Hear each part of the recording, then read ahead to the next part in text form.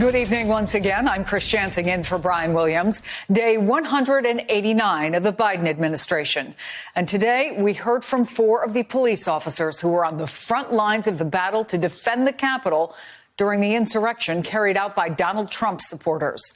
They testified at the first hearing of the bipartisan House committee investigating the events of January 6th, a hearing that took place at the scene of the crime, where both lawmakers and law enforcement were witnesses. We watched the riot unfold hour by hour on January 6th, but today the Select Committee released new video of the attack during the hearing. Just a warning, some may find this video disturbing.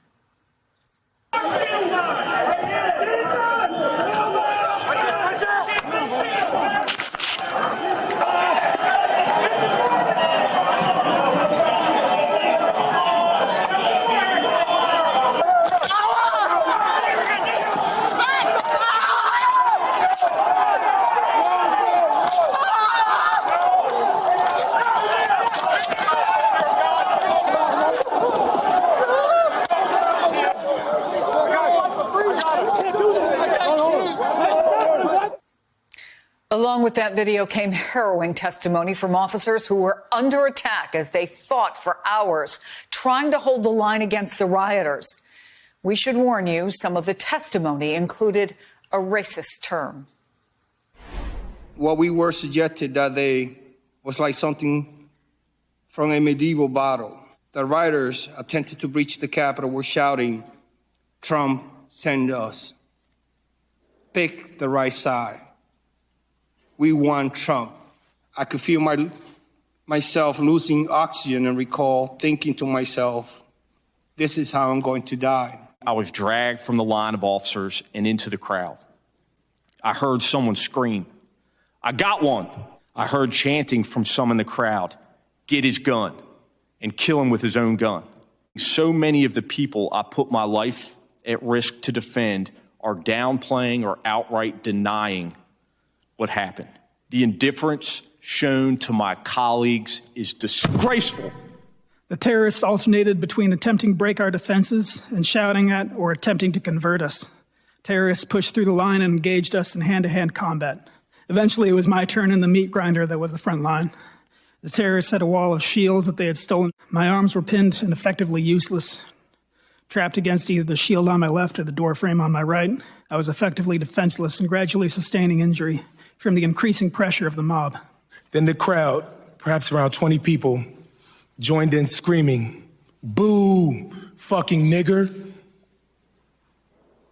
No one had ever called me a nigger while wearing the uniform of a Capitol Police officer.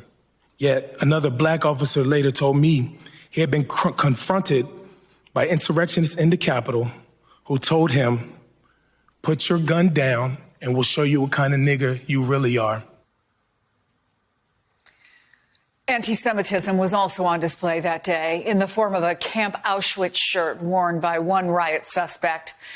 You may recall that while all this was going on, former President Trump was on social media sending out posts like this one, which read, quote, "These are the things and events that happen when a sacred landslide victory is so unceremoniously and viciously stripped away from great patriots who have been badly and unfairly treated for so long. Go home with love and in peace. Remember this day forever." Members of the Select Committee made it clear that the Trump administration's actions on January 6th have not been forgotten and will come under review during their investigation. We must also know what happened every minute of that day in the White House. Every phone call, every conversation, every meeting leading up to, during, and after the attack. If those responsible are not held accountable, and if Congress does not act responsibly, this will remain a cancer on our constitutional republic. And while our institutions endured, and while Joe Biden is the legitimately elected president of the United States, a peaceful transfer of power didn't happen this year. A violent mob was pointed toward the Capitol and told to win a trial by combat.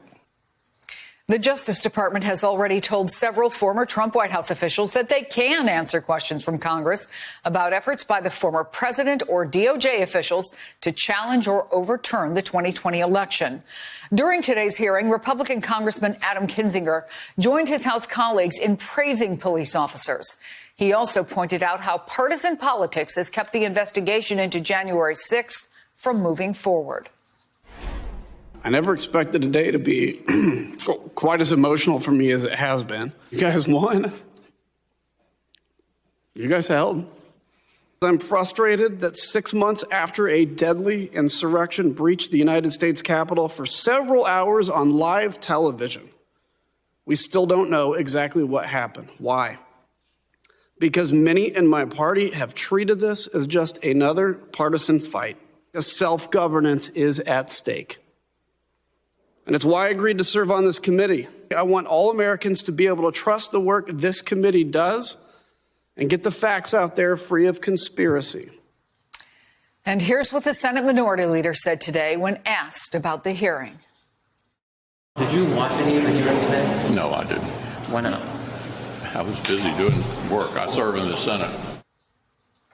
Meanwhile, the Capitol Police may soon be getting some financial help. The Senate appears to be moving toward passing a more than $2 billion spending package that would replace funds spent since January 6th. Jackie, what did this committee manage to do with this first hearing? What was important about how this all began? Yeah, Chris, thanks for having me on. I think that the Select Committee wanted to put the political chaos that we've seen leading up to this first hearing of the investigation of January 6th, and to put the spotlight strictly on the first-person accounts from these 4 heroic police officers and the traumatic experiences that they had, banking on the fact that these would resonate with the American public, and then sort of breaking through this bitter political war that we've seen back and forth between House Speaker Nancy Pelosi and Minority Leader Kevin McCarthy. All eyes were really trained on Officers Fanone, Gonell, and Harry Dunn and Officer Hodges as they provided excruciating and harrowing graphic details of what happened that day as the Capitol was invaded by hundreds of rioters. Fanone described in graphic detail being beat with a metal rod, electroshocked with a taser. He shortly thereafter suffered from a heart attack, a traumatic brain injury, and PTSD. And more importantly, all of these officers sort of rounded up their experiences and said that what was most disheartening to them of all were that the people whose lives they saved had now turned against them. As Fanone said, they betrayed their oath, really, in trying to downplay and minimize the severity of the events that happened on January 6th. And in my opinion, those officers, I think, did accomplish their goals in really telling their stories with clarity and, again, some really gripping detail about what just happened. Jeremy, in many ways, we'd heard some of these details before. We had seen some similar videos before, but there was profound impact in seeing them all in the way that they were and hearing those stories that had an excruciatingly difficult sameness to them of being under attack. What was the most important thing you heard coming out of the testimony? What struck you? Chris, what struck me was the very clear, very direct way that this raw and emotional testimony from these 4 heroes made clear that this was a domestic terrorist armed attack on a citadel of democracy. This wasn't just a riot that got out of control. It wasn't just a hyped up march on Washington.